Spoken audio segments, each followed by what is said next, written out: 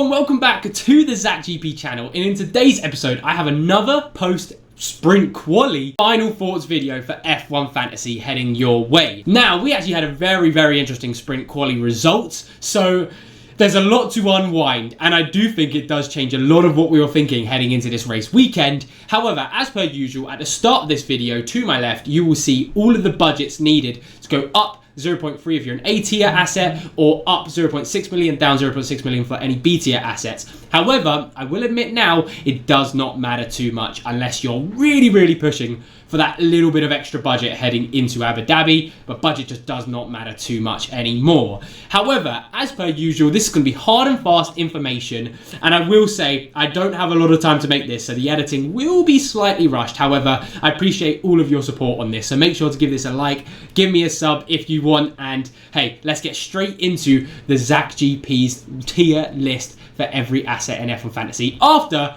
sprint quali. So heading into the A tier drivers, this for me is probably the most important section to start with, because the 2 times this weekend is so crucial to getting your team in the good position for the rest of the weekend. And right now we did have a few upsets. I think first place, as you can see right now, Oscar Piastri. For me, the reason why he stands out is A, he is so much cheaper than Norris and Verstappen, and B, we've seen in sprint races he's good here, and in the actual race he's half decent in form as well around here.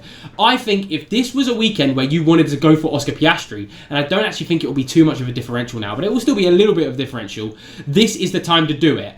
Do I think you should be 2-timesing him? Well, I think that's up to you, but 100% again it comes down to how comfortable are you in the leagues. If you want to do one last push for that differential, I'd 2 times Piastri. If you wanted to play it safe, I'd probably recommend going to my second place driver of Lando Norris and 2-timesing him. Now you might be surprised, why have I got Lando Norris here when he was 3rd place, Russell was 2nd, and you can see Russell in 3rd place there. The reason is, if Norris actually got a good lap in, he probably would have been 2nd or 1st. So my thinking is, Russell does look like the differential out of those lot, but Lando Norris and Oscar Piastri, it's scary, I know. Triple McLaren looks very scary because it never tends to work out. However, that's where the stats are leading us. Lando Norris does look like the way to go as well. So right now it does look like Piastri and Norris is the way to set up your 2 A-tier drivers. If you can only afford one, maybe it's the way to go for Piastri. And then if you want a differential, it's George Russell. However, sadly, Max Verstappen, too expensive for what he's shown right now, and both Ferrari just haven't looked good as well. Then heading into the A-tier constructors, and pretty straightforward, understandable that McLaren is the most one people should be picking. Now, I know the scary things are the disqualifications. I think they've got a lot more chance to not screw it up this weekend, so I'm comfortable having McLaren in my team. And just with the pace they showed, it really is a McLaren track, and they should be winning this race. So I expect McLaren to be the consistent everyone has in their team. You have to have McLaren. However, going down the list is quite interesting. I think Ferrari is a definite no-go. I mean, they're even underneath Williams. Williams is a good differential if you don't have the budget and you need another technically A-tier constructor. I still classify them as a B-tier constructor. If you need that money, Williams is still a nice place to go. They look like they're easily both in the top 10. However, Mercedes definitely look like the best shout. They're cheaper than both Red Bull and Ferrari. They definitely look like the way to go with Russell getting in the mix as well. And then you've also got Red Bull, just in case, 100% the differential this time, if Verstappen can do any magic max moments. However, they're 100% the differential heading into the Qatar deadline. Then heading into the B-tier drivers, and I think this is one of the most crucial sections considering what we've seen from the past weekends. However, for me, the first place has to go to Carlos Sainz. I think Carlos Sainz will be the slap-bang normal person in everyone's team. And you might be thinking to yourself, well, Zach, why isn't it Fernando Alonso? And I'll get to that in a second. But Carlos Sainz, for me, we know from seeing what the Williams is like throughout the season that this sprint race pace will go into the actual race's pace. So I'm comfortable going, yep, Sainz is the way to go. You'd probably want to stick with him in your team. He looks good on a budget increase, even though it doesn't really matter too much anymore. And he looks comfortable for both top 10s, maybe a top 8 result in the sprint. We'll see how lucky he is in the sprint if he can hold on. However, then you have Fernando Alonso, a budget minimum driver at 4.5 million, another staple. I think Sainz and Alonso will be in everyone's team 100%. They just look like such easy lock-ins right now. However, the issue with Alonso, as we've seen so many times in sprint races, he has a brilliant qualifying for sprint quali. Then the race, half the sprint race, But then in the actual race, everyone just steps it up a little bit and then Aston get dropped behind. So that's the reason he's only second, because I do think that could happen again, because it just happens all the time with Aston for some reason. And then to finish off the good drivers on this list for where they ended up in sprint quali is Yuki Tsunoda. Once again, if you don't have a massive budget and you're looking for a differential, looks like Yuki's the way to go. It's the first time for a while I can remember him out-qualifying Max Verstappen. Even though it's a sprint quali out-qualification, it's still a very good showing from Yuki Tsunoda. So congratulations to him for that. So I think if it's a weekend where you wanted to go for a differential on Yuki, this would be the time. Then after that, fourth all the way down, realistically, it's who qualified lowest, so we can get those overtake points. So that's why you can see Lawson and Ocon as one of my favourites. And yeah, basically the reason I like Lawson and Ocon is just because they're lower down in the qualification, so there's less chance of them losing positions, rather than them actually gaining them because of a crash, because of anything that happens around them, because of pace. So that's why I quite like them as the next best options for if you're going the other route compared to someone who did well in qualifying. And it's the same thing going down that list. Hulkenberg, the next best option. And then you got Behrman. Hadjar, it's a little bit interesting because I do like Hadjar in the sense of we know he could score some decent points. However, 11th just is a really dodgy place to be in F1 Fantasy qualifying wise. Then you have Albon just because of how much he costs. You can't really go any higher with him, which is a bit of an issue. But then you have two very interesting drivers of Gasly and Colapinto. Now, I don't know. It's a very tough toss-up, and I do think it doesn't matter. It depends on what budget you have.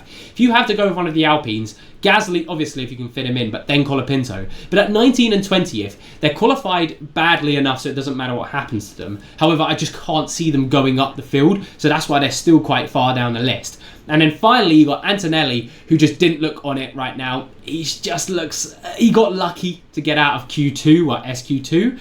And then you have the poisonous options of Stroll and Bortoletto. I just think whatever they do, they just don't look strong enough to look away from how bad their budget is, because you still want to take that into account a little bit. And then finally on the Zach GP's tier list, heading into the B tier constructors, well, for me, definitely Aston Martin. Because of Fernando Alonso, not too keen on what Lance Stroll can do, but if Fernando Alonso can continue that pace, I'm excited to see what they could do. They could be the differential option if you're not going for a Williams, if you're not going for a Mercedes, that sort of thing. However, the rest of them, even Aston Martin to an extent, I really wouldn't recommend going for. B tier constructors just doesn't look like the way to go this weekend. If you have to because you're stretched for budget, it probably would be Aston or Racing Bulls that you go for. Then heading into your chip selection, well, heading into Qatar, because there's only 2 more races left, realistically, it's a free-for-all. Just use your chips if you've got 2 or more left.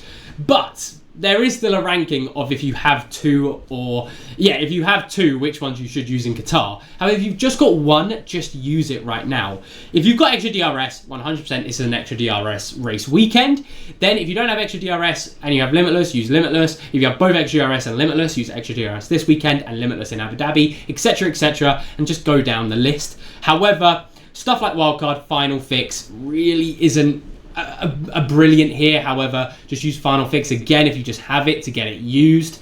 But chip-wise, it's really that simple. It is an extra DRS weekend and Limitless if you don't have extra DRS. So now with this all said and done, let's now head over to your team selections that you should be heading to for Qatar. So heading into your team selections that you should use for the Qatar Grand Prix, I'm going to start off with the priciest one that I would recommend for everyone out there. And I say pricey, but this is a really good option for everyone out there. A lot of people can go for Norris, Piastri, McLaren, Mercedes teams, which is a really exciting thought to think of, considering how late into the season this is, how crucial the teams are now. I'm excited to see what it can do. But you've got Norris, Piastri, Sainz, Alonso, Gasly, McLaren, Mercedes. Now, for the 2 times option, if you want the differential, I'd go for Oscar Piastri. If you want the stat choice, it would be also Oscar Piastri. However, if you want to play it safe, that's where I would go to Lando Norris, because you know he's going to be there and bouts. We've seen a couple of times in Qatar that Piastri shows good pace and then drops off in the race. So that's the safe-ish option.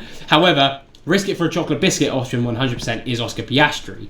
Sainz, Alonso, Gasly are my stick it to drivers. I'd say if you can afford to bring these in and it doesn't affect any of your transfers, like a -10, because I still don't think it's worth changing a -10 to bring in any B tier drivers, go from here. However, just follow my ladder down. And again, my ladders work for every team selection I'm going to show right now. So just remember that when I show a team, you can just remember B tier drivers. What B tier drivers do I have? Follow the ladder. The first ladder I would drop down to is easily just Pierre Gasly down to Liam Lawson. And then if you still can't afford Liam Lawson, down to Franco Colapinto. Then if you still can't afford this, then you would drop down Carlos Sainz. First of all to Isaac Hadjar, then to Pierre Gasly, and then to Liam Lawson. And that is how I change the B tier drivers for every single team selection that I'm about to choose. It can work with all of your teams, and that is the beauty of these sorts of teams at F1 Fantasy. However, let's say you can't afford both Norris and Piastri. Well, this is actually where I would go two separate routes. Again, if you want to play it safe for your consistent, you know you're in a good rank, you want to change it,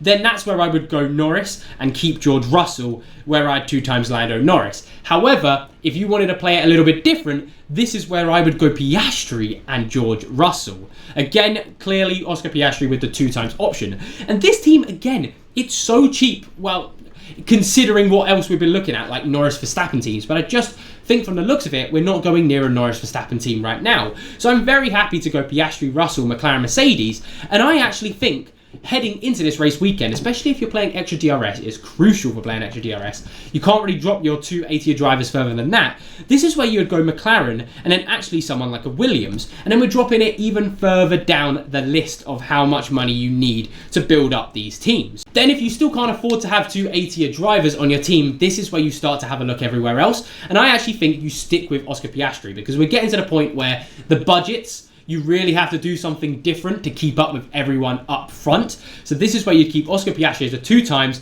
and then you would start off with someone like Yuki Tsunoda. I think Piastri, Tsunoda, McLaren, Mercedes also is a great shout. Then you would do the B tier ladders like I mentioned. Gasly down to someone like a Lawson, then down to Colapinto, then Sainz down to Pierre Gasly, Gasly down to Lawson, and then eventually, if you still don't have enough money for these teams, that's where I would go down to someone like a Williams. But that is as simple as it gets, everyone. Those are all of the teams that you would probably need to make this weekend. Right now, Red Bull just don't look good enough to use as a differential, and they're more expensive than Mercedes. Williams look good enough as a B, technically not a B tier constructor, but a lower tier-ish constructor to use them once you can't use Mercedes. Tsunoda looks like a good differential to have Piastri and Tsunoda with. Even if you still couldn't afford Tsunoda with this sort of team, that's where you just drop him down to have someone like a Carlos Sainz. It's as easy as that, everyone, when we get to the team selections. And then finally, for team selections, heading into Limitless teams for anyone out there, I would go with triple McLaren. Verstappen still looks good enough to be in the Limitless team with Russell and Leclerc. With McLaren and Mercedes, I'm very happy to go this team. Again, who do you 2 times? Piastri or Norris?